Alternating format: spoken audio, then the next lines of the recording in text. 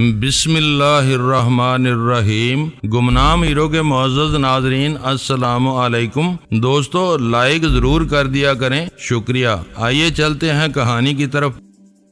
میں نے اول خان کے گھٹنے پر ہاتھ مار کر اسے گاڑی آگے بڑھانے کا مشورہ دیا۔ حالات کی نزاکت کو بھانپتے ہوئے وہ کسی بھی ہنگامی اقدام کے لیے پوری طرح مستعد تھا۔ اس نے انجن سٹارٹ کر کے اسٹیئرنگ گھمایا اور لینڈ روور کسی فولادی درندے کی طرح اچھل کر گراتی ہوئی آگے بڑھ گئی۔ دیکھو وہ بھاگ رہا ہے، سیاہ کار کی عقبی سرخ روشنیاں جلتے ہی میں نے اضطراری انداز میں کہا، اس کے پیچھے جانے سے پہلے مجھے سنیل کے دروازے پر اتار دینا۔ اس وقت مزید کچھ کہنے سننے کا وقت نہیں تھا۔ کمانڈوز کی موٹر سائیکل کی طرح ان کی چھوٹی سی سیاہ کار کا انجن بھی بہت طاقتور تھا۔ حرکت میں آتے ہی وہ بہت تیزی کے ساتھ آگے بڑھ گئی۔ اول خان کی لینڈ روور پلک جھپکتے میں سنیل کے دروازے پر پہنچ گئی۔ اول خان نے بریک لگا کر ایک تیز جھٹکے سے گاڑی کو روکا اور مجھے اتار کر دوبارہ تیزی سے آگے روانہ ہو گیا۔ اس وقت تک اگلی سیاہ کار اگلے موڑ تک پہنچ چکی تھی اور بھاگنے والے نے سیدھا راستہ چھوڑ کر گاڑی ادھر گھما لی تھی۔ وہ بہت مختصر اور طوفانی منظر تھا۔ لمحوں میں لینڈ روور بھی اگلی گاڑی کے تعاقب میں مڑ گئی۔ میرے لیے اس کا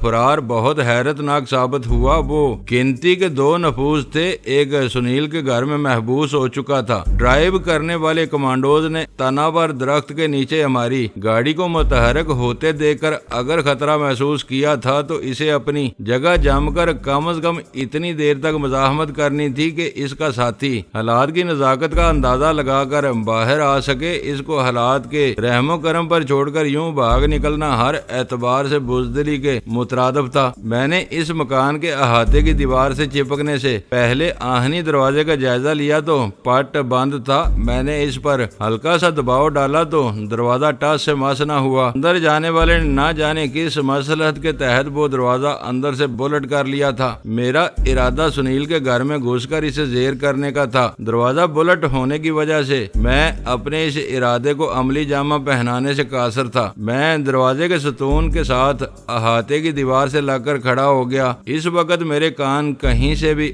آنے والی کسی آواز پر مرکوز تھے، لیکن دونوں گاڑیوں کے چلے جانے کے بعد فضا پر دوبارہ پر ہول سناٹا چھا گیا تھا۔ میرا اندازہ تھا کہ سنیل اور سوبراج کے زخمی ہونے سے سنیل کی بیوی نے ممکنہ خطرات کا ادراک کر لیا ہوگا۔ ان دونوں کے یکا یک گھر سے چلے جانے کے بعد اس عورت کا پریشان ہونا ایک فطری عمل ہوتا۔ اکیلے گھر میں ایک سفید فام اجنبی کو اپنے روبرو پا کر اس کا دہشت زدہ ہو کر چیخنا چلانا بھی قرینے قیاس تھا، لیکن ہر طرف چھائے ہوئے گہرے سکوت سے اندازہ ہو رہا تھا کہ سنیل کے گھر کی صورتحال پوری طرح اندر گھسنے والے کمانڈو کے کنٹرول میں تھی۔ مجھے بھاگنے والے کی حماقت پر زیادہ دیر سر نہیں کھپانا پڑا، کیونکہ میں اچانک دور سے آنے والی تیز روشنی کی زد میں آ گیا۔ اس بار وہ سیاہ کار بہت تیزی کے ساتھ اس سمت سے آئی تھی جدھر ہم نے اپنی لینڈ روور پارک کی ہوئی تھی۔ اسے سنیل کے گھر میں اپنے ساتھی کی مصروفیت کے دورانیے کا صحیح اندازہ تھا۔ ہماری گاڑی کو اپنی طرف آتا ہوا دیکھ کر اس نے بہت تیزی سے فیصلہ کیا کہ اگر وہ کچھ دیر کے لیے اپنی جگہ چھوڑ دے تو صورتحال میں کوئی فرق نہیں پڑے گا۔ وہ فرار نہیں ہوا تھا، اس نے مقابلے سے گریز کرتے ہوئے اچانک ایسی ترکیب استعمال کی تھی کہ اس کے سامنے ہمارے عزائم بے نقاب ہو گئے تھے۔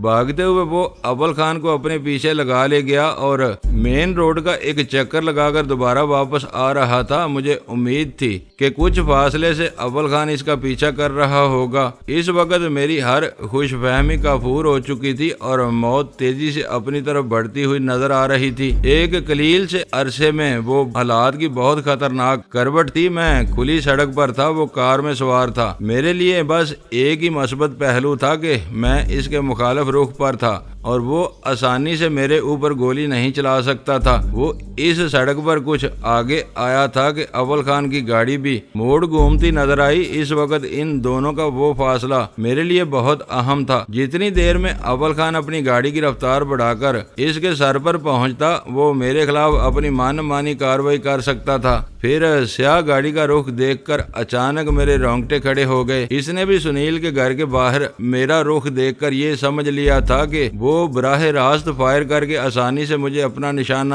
نہیں بنا سکے گا۔ اگر وہ گاڑی چلاتے ہوئے پیسنجر سیٹ کی کھڑکی کا شیشہ اتار کر میرے اوپر گولی چلاتا تب بھی نشانہ خطا ہونے کے واضح امکانات موجود تھے۔ وہ دونوں اسی صبح سوبراج کے سلسلے میں ناکامی کا منہ دیکھ چکے تھے۔ ان جیسے پیشہ وروں کے لیے وہی ایک ناکامی رسیاہی کے لیے کافی تھی۔ وہ چند گھنٹوں کی قلیل سی مدت میں کسی دوسری ناکامی کا خطرہ مول نہیں لے سکتے تھے۔ وہ گاڑی سڑک پر سیدھی چلتے چلتے یکا یک تیرچھی ہو گئی۔ ڈرائیور کے تیور بتا رہے تھے کہ وہ فائرنگ کا کوئی خطرہ مول لیے بغیر اپنی گاڑی کو سڑک سے اتار کر مجھے سنیل کے احاطے کی دیوار اور گاڑی کے درمیان پیس کر ہلاک کرنے کا فیصلہ کر چکا ہے۔ میرے پاس ذرا بھی مہلت نہیں تھی۔ میں دیوار سے ذرا آگے سرک کر نیچے جھکا اور اپنی دونوں ہتھیلیاں کھول کر ہاتھ آگے بڑھا دیے۔ میں وہاں سے بھاگنے کی کوشش کرتا تو میرے لیے تیز رفتار کار کا مقابلہ کرنا ممکن نہیں تھا۔ وہ کسی بھی لمحے مجھے کچل دیتا۔ جب میری نگاہ چند قدم دور لگے ہوئے بجلی کے کھمبے پر پڑی تو کوئی متبادل راہ اختیار کرنے کا وقت گزر چکا تھا۔ میں اسٹریٹ لائٹس والے اس کھمبے کی آڑ لینے کے لیے ایک پل کے لیے بھی اپنی طرف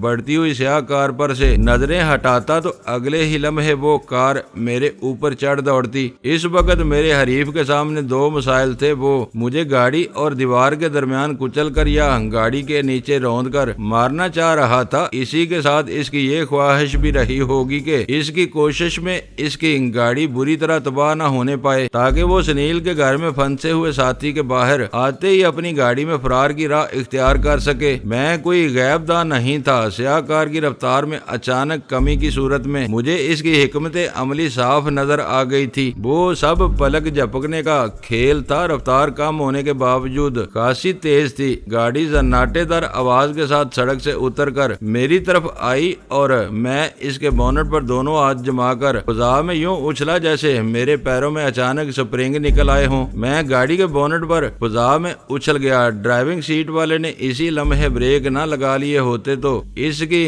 گاڑی دیوار سے ٹکرا کر تباہ ہو گئی ہوتی۔ میرے ہاتھ بونٹ پر سے ہٹ گئے تھے مگر میں نے بدحواس ہو جانے کے بجائے اپنے ہوشان بحال رکھے تھے۔ میں دوبارہ پرشور آواز کے ساتھ سیاہ گاڑی کے سپاٹ اور پھسلواں بونٹ پر گرا تو وہ اپنی گاڑی ریورس گیئر میں ڈال چکا تھا۔ اس موزی کو میرے جسمانی توازن کا بخوبی احساس تھا۔ میرے بونٹ پر گرتے ہی اس نے بہت تیزی کے ساتھ اپنی گاڑی الٹی چلائی۔ ہاتھ پیر مارنے کے باوجود میں چکنے بونٹ پر رکنے میں کامیاب نہیں ہو سکا۔ میں اس کی چال سمجھ رہا تھا۔ وہ مجھے گرا کر پھرتی سے دوبارہ گاڑی آگے بڑھاتا تو میں خود کو بچانے میں کامیاب نہیں ہو سکتا تھا۔ بونٹ پر سے پھسلتے ہوئے میں نے پوری کوشش کی کہ گاڑی کے سامنے نہ گرنے پاؤں اور آخر کار میں بائیں طرف زمین پر ٹکنے میں کامیاب ہو گیا۔ یہ میری خوش قسمتی تھی کہ اس طرف بجلی کا وہ کھمبا بہت قریب تھا۔ میں دوڑ کر اس کے پیچھے ہو گیا۔ اب وہ کھمبا گرائے بغیر اپنی گاڑی سے مجھے کوئی گزاند نہیں پہنچا سکتا تھا۔ وہ اپنی الٹی چلتی ہوئی گاڑی کو روکنے بھی نہیں پایا تھا کہ اول خان نے اپنی وزنی گاڑی پیچھے سے سیاہ گاڑی سے ٹکرا دی۔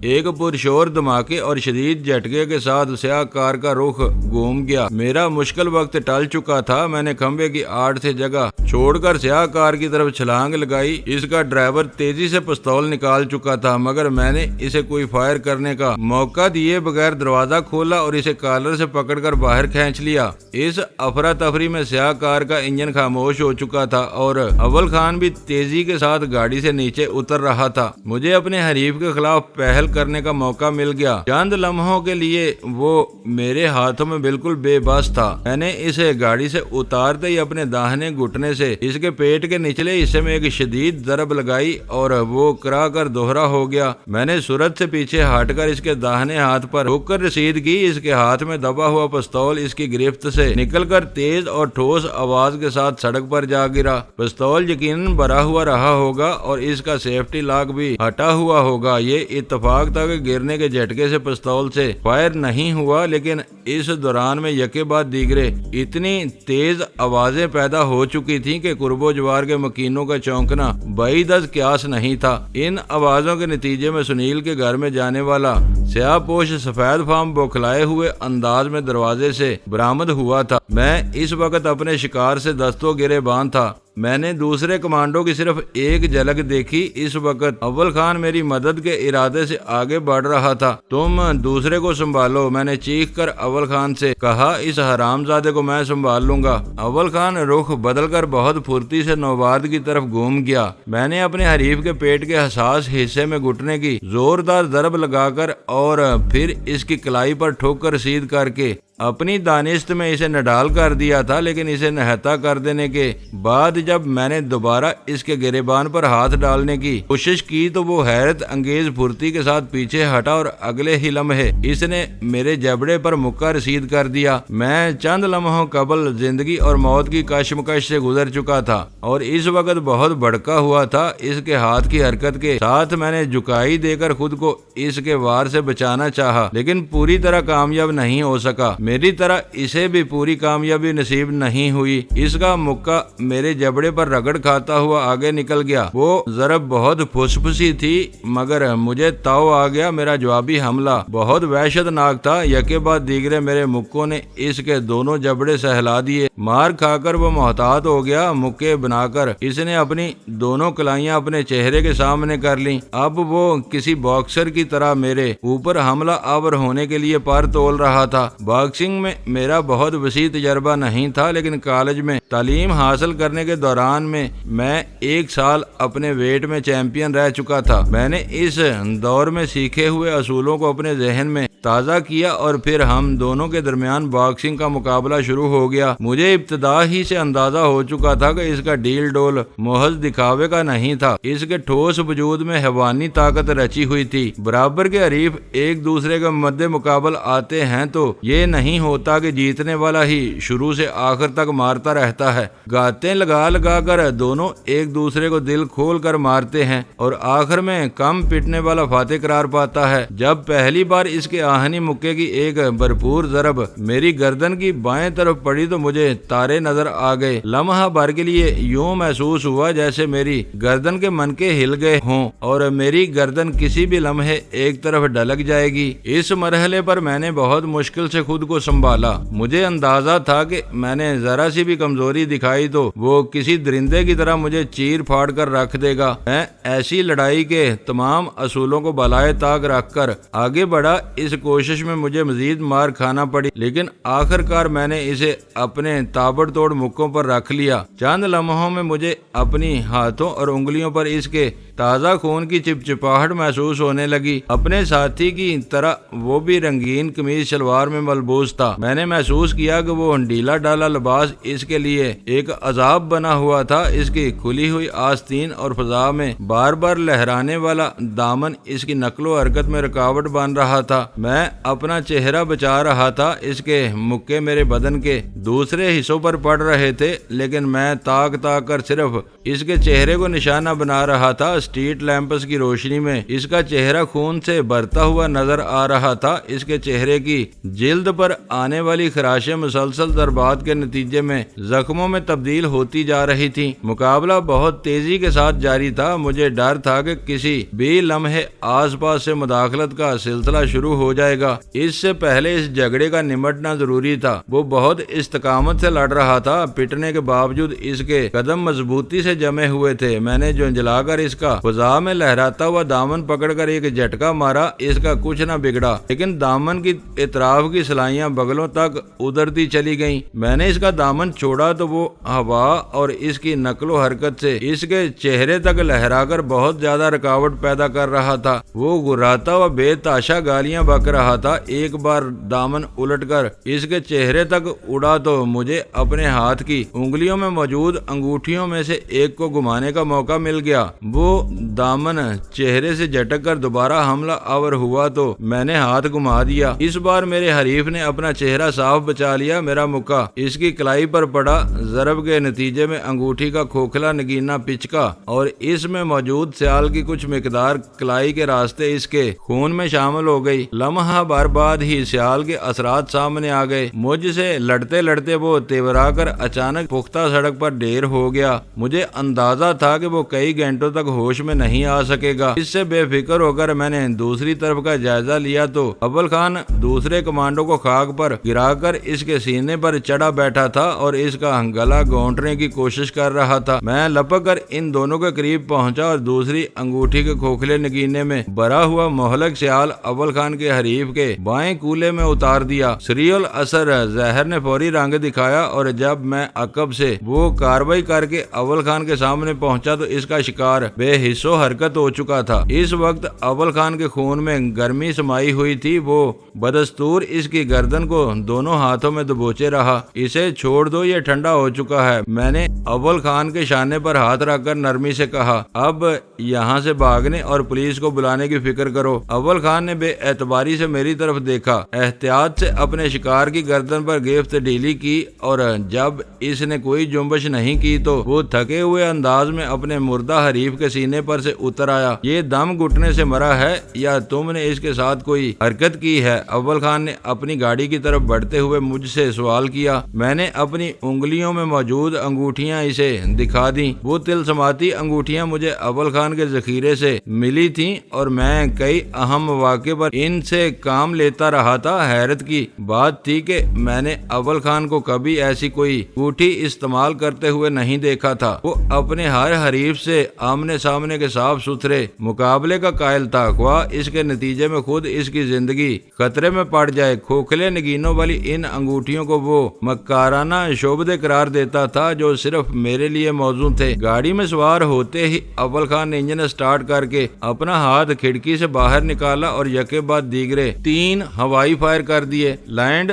روور کو دشمنوں کی سیاہ کار سے الگ کر کے اول خان نے تیزی سے آگے بڑھایا تو مجھے یقین تھا کہ چند منٹوں میں پولیس وہاں پہنچ جائے گی۔ اول خان نے پولیس افسران سے یہ بات پہلے سے طے کی ہوئی تھی کہ اس علاقے میں تصادم کی صورت احوال جو کچھ بھی ہو، پولیس فورس لگاتار 3 فائر ہونے سے پہلے معاملات میں دخل انداز ہونے کی کوئی کوشش نہیں کرے گی۔ ہم ناگزیر مجبوری کی صورت میں آتشی ہتھیاروں کے استعمال کا فیصلہ کر کے آئے تھے۔ میں نے مین روڈ پر پہنچ جانے کے بعد اس سے کہا، لیکن حیرت ہے کہ تمہارے حریف نے موقع ملنے کے باوجود کوئی فائر نہیں کیا۔ تم اپنی لڑائی میں مصروف تھے، اس لیے تم نے کھٹکا نہیں سنا۔ اول خان نے ایک گہرا سانس لے کر بتایا، اس خبیث نے میرے اوپر بے آواز فائر کیا تھا۔ میرے ستارے اچھے تھے کہ گولی میرے سر کے اوپر سے گزر گئی، پھر میں نے اسے دوسری گولی چلانے کا موقع نہیں دیا، ایک لمبی جست لگا کر اسے دبوچ لیا۔ یہ بہت بڑی بات ہے کہ سب کچھ ہمارے منصوبے کے مطابق ہو گیا،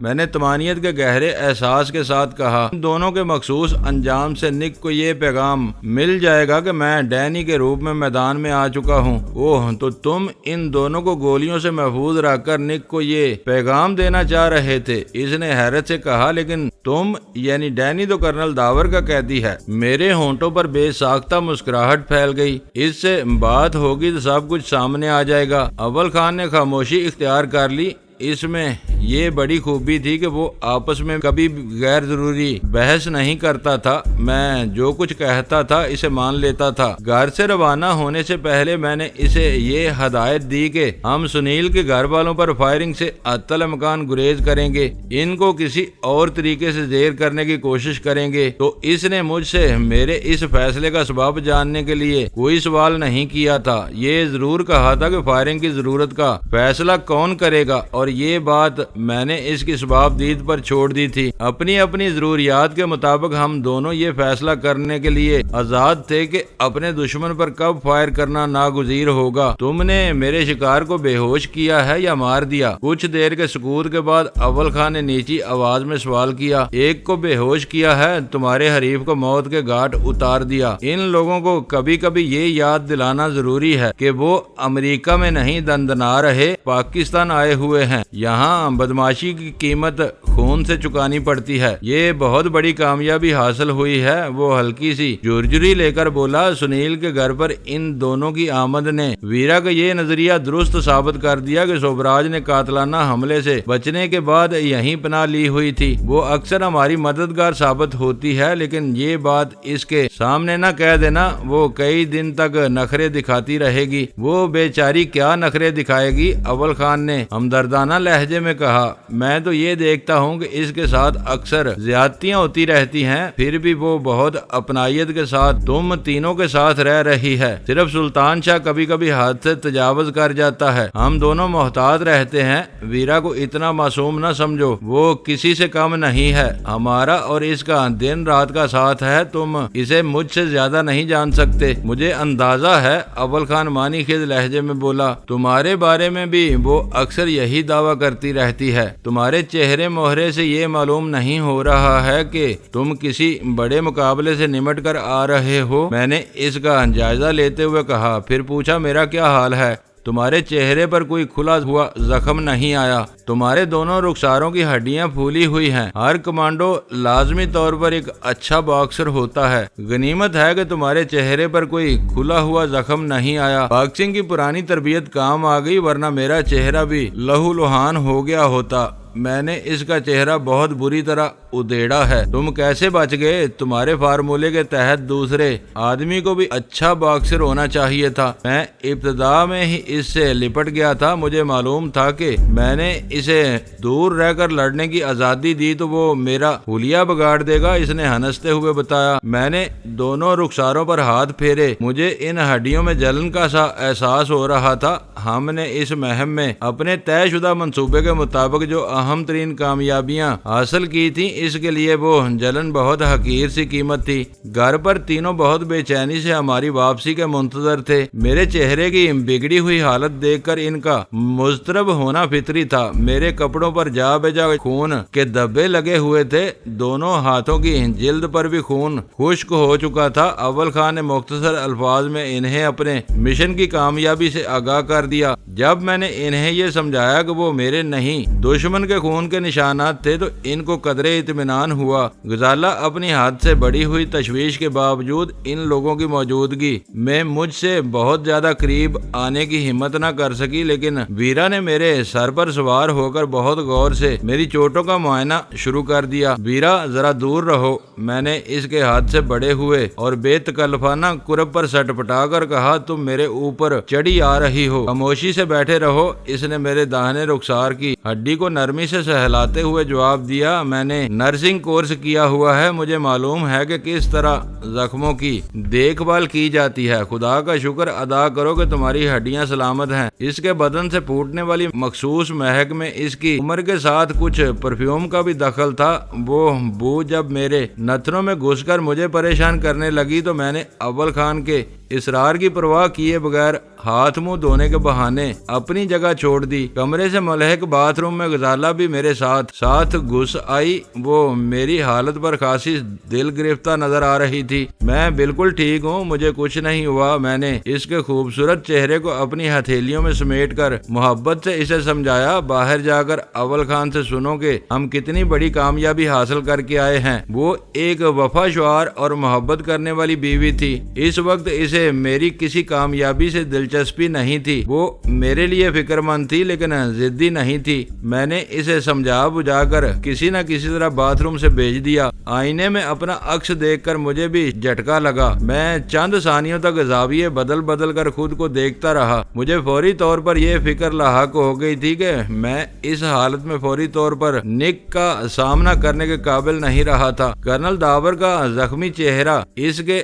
ذہن میں بہت سے سنگین شکوک و شبہات کو جنم دے سکتا تھا۔ میں نے ہاتھ منہ دھو کر کپڑے تبدیل کیے اور دوبارہ ڈرائنگ روم میں پہنچا تو ویرا فرسٹ ایڈ کا سامان لیے میری منتظر تھی۔ اس دوران میں وہ لوگ اول خان سے ہمارے تازہ ترین مارکے کی پوری تفصیل سن چکے تھے۔ میرا خیال تھا کہ سنیل کے گھر کے قریب حاصل ہونے والی بے مثال کامیابی کے ہیجان میں کھو کر وہ لوگ مجھے بھول جائیں گے، لیکن ویرا ہر قیمت پر میری چوٹوں کی ڈریسنگ کرنے پر تلی ہوئی تھی۔ میں نے اسے لاکھ سمجھانا چاہا کہ وہ کھلے ہوئے زخم نہیں تھے، اندرونی ضربات تھیں جو اپنے وقت پر از خود منتمل ہو جاتی، لیکن اس نے میری ایک نہ سنی، دوسرے بھی اس کے ہم نوا بن گئے۔ اس کا دعویٰ تھا کہ اس کی ڈریسنگ کے نتیجے میں چوٹوں کے نیچے جمع ہوا خون بہت تیزی سے تحلیل ہوگا اور 24 گھنٹے میں نیل کے نشانات معدوم ہونے کے بعد رخساروں کا ورم اترنا شروع ہو جائے گا۔ مجبور ہو کر میں خود کو اس کے رحم و کرم پر چھوڑنے پر مجبور ہو گیا۔ ویرا نے کسی پیشہ ور حجام کی طرح میرے پیچھے کھڑے ہو کر اپنی ہتھیلیوں پر کوئی مرہم لگایا اور پھر ہولے ہولے مضروب رخساروں کی مالش شروع کر دی۔ میں نے کن اکھیوں سے غزالہ کی طرف دیکھا۔ اسے ویرا کی دیدہ دلیری کا ذرا بھی اندازہ نہیں ہو سکا تھا۔ وہ ممنونیت سے لبریز نگاہوں سے ویرا کو دیکھ رہی تھی۔ میں حیران ہوں کہ امریکہ میں ایسے بودے اور نکمے کمانڈوز پل رہے ہیں جن کا نشانہ درست ہے اور نہ وہ مردانہ وار لڑنا جانتے ہیں۔ چند ثانیوں تک خاموشی سے میری چوٹیں سہلانے کے بعد ویرا نے زبان کھولی۔ گھر میں بیٹھ کر یہی محسوس ہوتا ہے، اول خان نے اس کی بات کا فوری جواب دیا۔ ان دونوں کو خون ریز مقابلے کے بعد زیر کیا گیا ہے۔ ویرا نے اس کی بات درمیان سے اڑا دی اور بولی، پھر تو یہی کہا جا سکتا ہے کہ آج ان دونوں کے ستارے گردش میں آئے ہوئے تھے، ورنہ لاتوں گونسوں اور ہاتھا پائی سے دو امریکی کمانڈوز کا زیر ہونا میری سمجھ میں نہیں آتا۔ مار داڑ کے بعد آخر میں ڈینی نے ان دونوں کو زہریلی انگوٹھیوں سے زیر کیا تھا۔ وہ موم کے پتلے نہیں تھے جو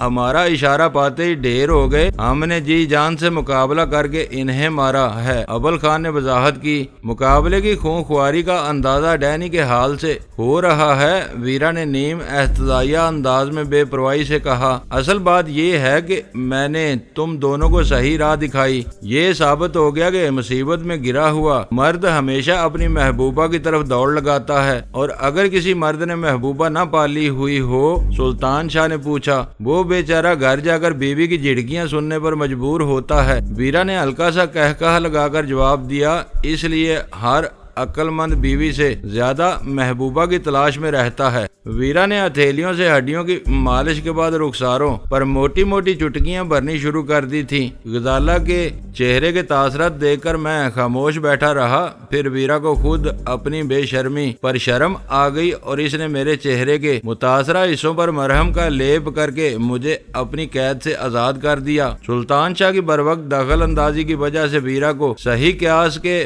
بارے میں زیادہ اونچی اڑان لینے کا موقع نہیں مل سکا۔ وہ بات جہاں تھی وہیں رہ گئی۔ میری طرح اول خان بھی شادی شدہ تھا۔ ویرا کی پھپتی اس پر بھی صادق آتی تھی، لیکن اس نے کوئی اعتراض نہیں کیا۔ اس کے ہونٹوں پر ایک مربیانہ مسکراہٹ ابھر آئی تھی۔ وہ ویرا کے ساتھ عام طور پر بزرگانہ رویہ اختیار کیے رہتا تھا۔ اس رات کے واقعے سے فوری طور پر دوسرا محاذ بھی کھل گیا تھا۔ ایک طرف سوبراج کا ہانکا جاری تھا تو دوسری طرف نک کے لیے سنگین مشکلات پیدا کر دی گئی تھی۔ دیکھنا یہ تھا کہ وہ ان سے کیسے نمٹنے کی کوشش کرتا ہے۔ پوری رات برباد ہو چکی تھی۔ اس کے بارے میں مجھے ہمیشہ یہ تشویش رہتی تھی کہ وہ عیالدار آدمی تھا اور اپنے فرائض کی بجا آوری کی وجہ سے اپنے اہل خانہ کو بہت کم وقت دے پاتا تھا۔ یہ اس کی خوش نصیبی تھی کہ اس کی بیوی اعلیٰ تعلیم یافتہ ہونے کے باوجود ایک صابر و شاکر عورت تھی۔ اول خان کے معمولات کو ایک مجبوری سمجھ کر ہمیشہ بلا عذر قبول کر لیتی تھی۔ 3:45 بجے وہ روانگی کے ارادے سے اٹھا تو ہم میں سے کسی نے اسے روکنے کی کوشش نہیں کی۔ میں اسے دروازے تک چھوڑنے آیا تو اس نے جاتے جاتے سوبراج اور نک سے میری متوقع رابطوں کے بارے میں جاننا چاہا، اور میں نے سرسری طور پر یہ کہہ کر ٹال دیا کہ فوری طور پر میرا کسی سے کوئی رابطہ کرنے کا ارادہ نہیں تھا۔ نک کے پاس میرا موبائل فون نمبر موجود تھا۔ وہ جب چاہتا مجھ سے از خود رابطہ کر سکتا تھا۔ مجھے اسے چھیڑ چھاڑ میں پہل کرنے کی کوئی عجلت نہیں تھی۔ سوبراج پر ناکام قاتلانہ حملہ ہونے کے بعد نک نے صرف ایک بار مجھے فون کیا تھا۔ اس نے سوبراج کی واپسی کا حوالہ دے کر مجھ سے ڈینی کی سپردگی کا مطالبہ کیا تھا، جو میں نے ٹال دیا تھا۔ میرا موقف تھا کہ سوبراج کی واپسی کی اخباری تصدیق سے پہلے میں محض اس کی دی ہوئی اطلاع کی بنیاد پر کوئی فیصلہ نہیں کر سکتا تھا۔ باتوں باتوں میں نے اسے یہ جتا دیا تھا کہ میں سوبراج پر قاتلانہ حملے کی خبر سے غافل نہیں تھا۔ مجھے اس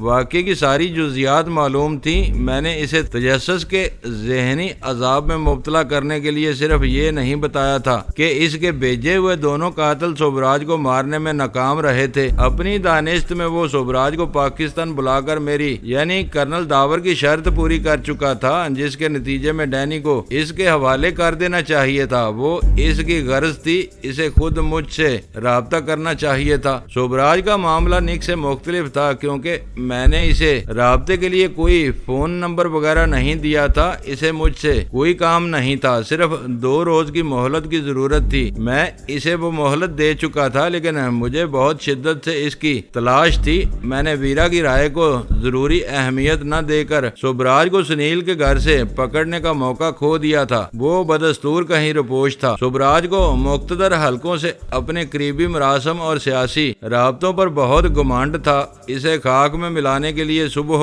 کہ کم از کم ایک بڑے اخبار میں اس کے جرائم کی پوری رویداد شائع ہونے والی تھی۔ مجھے پوری امید تھی کہ وہ تفصیل پڑھ کر سبراج کا دماغ اپنے ٹھکانے پر آ جائے گا۔ میرا ارادہ تھا کہ میں اس کے بعد سبراج سے اس کے سیٹلائٹ فون پر رابطہ کروں گا تاکہ اس کے آئندہ عزائم کے بارے میں کچھ معلوم ہو سکے۔ اول خان کو میں نے یہ تفصیل نہیں بتائی، لیکن وہ خود سمجھدار تھا، جانتا تھا کہ آنے والے صبح کے اخبارات بازاروں میں آنے سے پہلے میرا کسی کو فون کرنا بلا جواز تھا کہ نک کو خود مجھ سے رابطہ کرنا چاہیے تھا۔ میرا مشورہ ہے کہ اب نک کا فون آئے تو تم اس سے بات نہ کرنا۔ ویرا نے گویا میرا ذہن پڑھ کر اچانک مجھے مشورہ دیا۔ کیوں؟ تمہیں یہ نادر خیال کیوں آیا؟ میں نے پوچھا۔ سبراج آ گیا ہے، صبح کے اخباروں میں ساری تفصیل آ جائے گی۔ وہ ڈینی کی واپسی کا مطالبہ کرے گا تو تم کیا جواب دے سکو گے؟ اس کا فون آنے دو، پھر دیکھا جائے گا کہ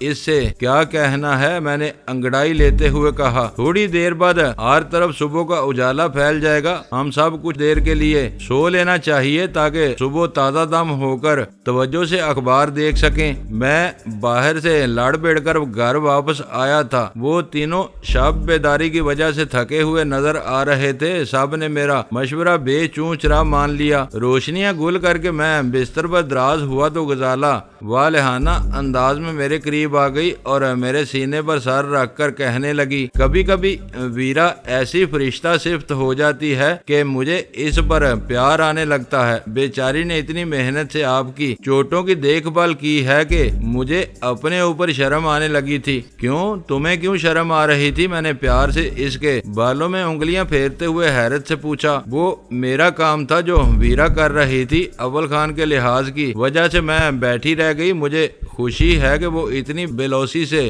آپ کا دھیان رکھتی ہے۔ میں نے خاموشی اختیار کر لی۔ غزالہ سے ویرا کے بارے میں کوئی منفی بات کہہ کر میں اس کا برم نہیں توڑنا چاہتا تھا۔ ڈرائنگ روم میں مجھے واقعی نیند آ رہی تھی، لیکن بستر پر پہنچنے کے بعد غزالہ کا محبت امیز قرب میسر ہوا تو نیند اڑ گئی۔ ہم دیر تک ایک دوسرے سے سرگوشیوں میں باتیں کرتے رہے۔ پھر نیند اور تکان کا دوسرا غلبہ ہوا اور اس بار میری آنکھ لگ گئی۔ گہری نیند میں موبائل فون کی گھنٹی کا مسلسل شور اس قدر خلل انداز ہوا کہ آخر کار میری آنکھ کھل گئی۔ میں نے غنودگی کے عالم میں سائیڈ ٹیبل سے اپنا فون اٹھا کر کال وصول کی تو دوسری طرف سے نک مجھے صبح بخیر کہہ رہا تھا۔ نک، اتنے سویرے فون کرنے کی کیا تک ہے؟ میں نے اسے کوئی معقول جواب دینے کے بجائے ناگواری سے کہا، کم از کم دوسروں کے آرام کا خیال تو کیا کرو۔ یہ سویرا نہیں ہے، اس وقت صبح کے 8 بج چکے ہیں۔ اس کی آواز آئی، اگر تم دیر تک سونے کے عادی ہو تو میں معذرت خواہ ہوں۔ میں نیند بھر کر 1.5-2 گھنٹے بعد تمہیں فون کروں گا۔ میں نے اپنی جان چھڑانے کے لیے بیزاری سے جواب دیا، نہیں کرنل،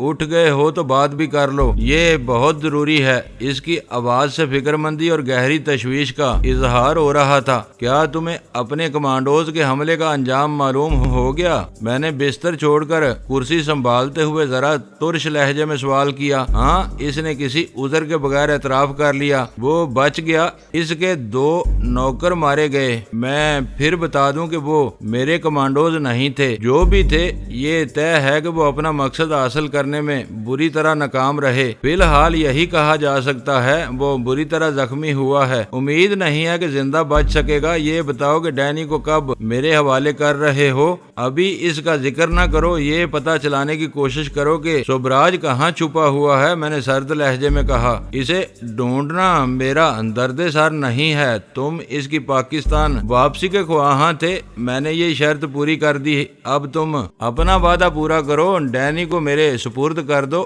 میں اس کام میں زیادہ تاخیر کا متحمل نہیں ہو سکتا۔ میں نے اسے پالنے پوسنے کے لیے پاکستان نہیں بلایا تھا۔ میں نے تلخی سے جواب دیا، وہ ایک غدار سیاستداں ہے، اسے اس کے کیفر کردار تک پہنچانا بہت ضروری۔ یہ تمہارے مسائل ہیں، ان سے میرا کوئی تعلق نہیں ہے۔ اس نے اضطراری انداز میں میری بات درمیان سے اچک لی۔ یہ نہ کہو نک، مسائل میرے ہیں، سوبراج میرا مجرم ہے، لیکن اس کی روپوشی کے ذمہ دار تم ہو۔ میں نے سختی سے کہا، کیا میں نے اسے کہیں چھپایا ہے؟ اس کی آواز تلخ ہو گئی۔ تم نے نہیں چھپایا، لیکن اسے بگانے کی ذمہ داری تمہارے سر ہے۔ وہ آرام سے پاکستان آ گیا تھا، تم لوگوں نے اپنی پھرتی دکھانے کے لیے بہت تیزی سے اس پر ایک اوچھا وار کیا اور اس نے خطرہ بانپ کر روپوشی اختیار کر لی۔ اب میرے ساتھ تم کو بھی اس وقت تک کا انتظار کرنا ہوگا جب وہ میدان صاف پا کر دوبارہ منظر عام پر آئے گا۔ کیا میں سمجھ لوں کہ تم اپنے وعدے سے پھر رہے ہو؟ اس نے تیزی سے پوچھا۔ تیزی نہ دکھاؤ اور تحمل سے میری بات سمجھنے کی کوشش کرو۔ میں اپنے وعدے پر سختی سے قائم ہوں۔ پاکستان آ کر رپوش ہونے سے بہتر تھا کہ سوبراج بینکاک میں رہتا۔ کم از کم مجھے یہ تو معلوم تھا کہ وہ کہاں ہے۔ اب اس کے بارے میں ہم سب اندھیرے میں ہیں، وہ سامنے آ جائے، میں ڈینی کو تمہارے حوالے کر دوں گا۔ وہ ایک پرانا سیاستداں ہے، زیادہ عرصے تک رپوش نہیں رہے گا، یہاں اس کی جڑیں بہت گہری ہیں۔ تم یہ بات کیوں نہیں سمجھ رہے کہ اپنا خوف دور ہو جانے پر وہ 2-4 دنوں میں منظر عام پر آ جائے گا؟ اسی وقت میں ڈینی کو دوبارہ پکڑ کر تمہارے حوالے کر دوں گا۔ میں نے اچھی طرح سوچ سمجھ کر اپنی بات میں دوبارہ پکڑنے کا شوشہ لگا دیا۔ دوبارہ پکڑنے سے کیا مطلب ہے تمہارا؟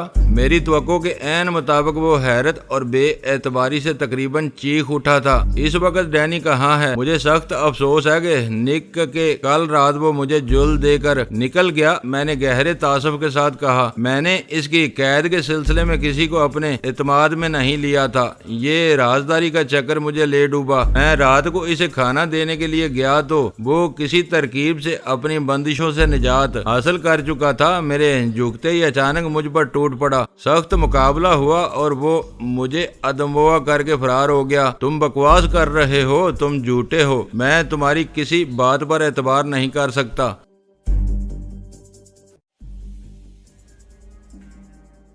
دوستو ویڈیو کو لائک ضرور کر دیا کریں۔ ISI پاک آرمی زندہ باد، پاکستان پائندہ باد۔ معزز ناظرین، اپنا خیال رکھیے گا اور اپنے اس چینل کا بھی شکریہ۔